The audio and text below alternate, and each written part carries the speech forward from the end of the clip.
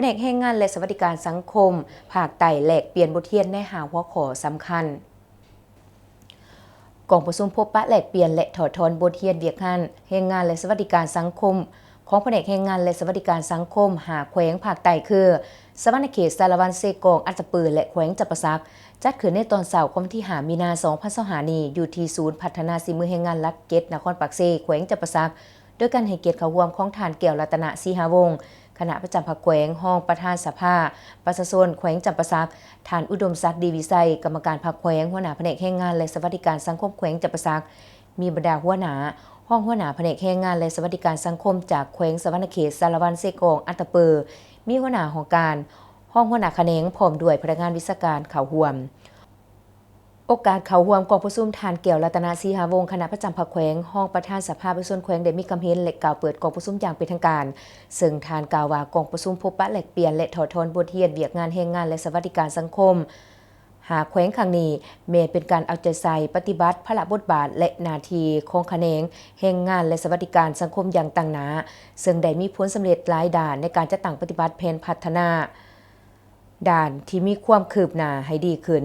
ในเวียกงานพัฒนาฝีมือแรงงานการจัดหาเวียกเฮ็ดงานทำการคุ้มครองแรงงานอัตราการขยายประกันสังคมนโยบายแสดงความกตัญญูต่อผู้ที่มีผลงานเวียกงานสังคมสงเคราะห์และภัยพิบัติพร้อมกันนั้นก็ยังเห็นว่ามีข้อยุ่งยากและสิ่งท้าทายหลายประการฉะนั้นจึงต้องได้ซุ้มใส่และพร้อมกันค้นคว้าทางด้านวิชาการและการวางแผนให้มีความสอดคล้องกับท่าแห่งบ่มสอนและสภาพความเป็นจริงของแต่ละแขวงรวมทางการสอกหาวิธีการและมาตรการในการแก้ไขวิกงานแต่ละด้านให้มีผลสำเร็จดีขึ้นกว่าเก่า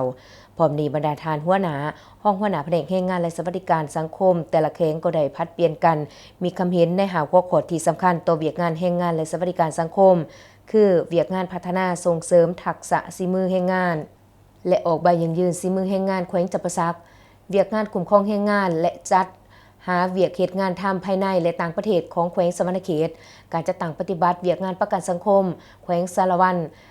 การปฏิบัตินโยบายต่อผู้ที่มีผลงานพิการและผู้สูงอายุของแขวงเซกองเวียกงานช่วยเหลือบรรเทาทุกข์ผู้ถือเคราะห์หายจากภัยพิบัติแขวงอัตตปือ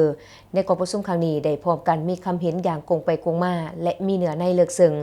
เพื่อเนสาเหตุให้เวียกงานแรงงานและสวัสดิการสังคมในหาแขวงให้มีความเป็นเอกภาพและมีการพัฒนาอย่างต่อเนื่อง